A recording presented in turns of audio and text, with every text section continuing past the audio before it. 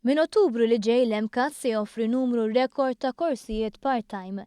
Fil-fatt l-ammont ta' korsijiet part-time żdiedu bi 30 biex issa hemm 300 kors li jvarjaw minn agrikultura, inġinerija u żbuħija sa taħriġ fil-kummerċ. Min Ottubru wkoll l-MCAS se tintroduċi 8 korsijiet part-time li waslu lill-istudenti għal degree. Fi kliem id-direttur tal-MCAS li hu ħsieb il-korsijiet part-time Luis Aquilina, dawn se joffru opportunità ta' taħriġ avvanzat għal min għandu ħin limitat. Kien ikollna ħafna rikjesti ta' nies li spiċċaw mill-iskola f'livell 5 u jgħidu aħna nixtiequ nkomplu nistudjaw imma rrid naħdem jiena. Allura ma kellhomx dik l-opportunità li jkomplu jistudjaw.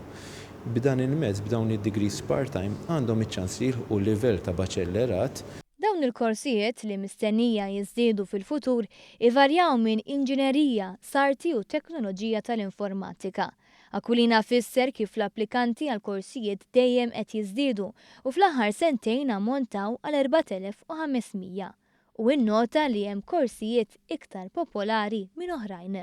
Konkurrenza għandna dawk tal-arti huma dejjem popolari, ġifier minn interior home design, għandna tal-community service huma popolari ħafna wkoll fejn għandna tal-beauty, tal-hair, etc.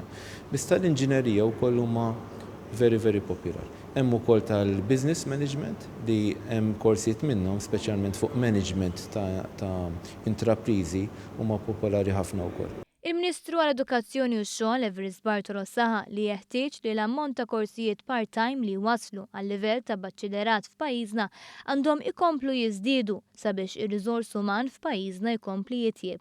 Għaldaqstant appella lil dawk kollha mħajra jtejbu l-kapaċitajiet tagħhom sabiex jieħdu din l-opportunità u japplikaw għal kors tal-għażla tagħhom sas-27 ta' Settembru.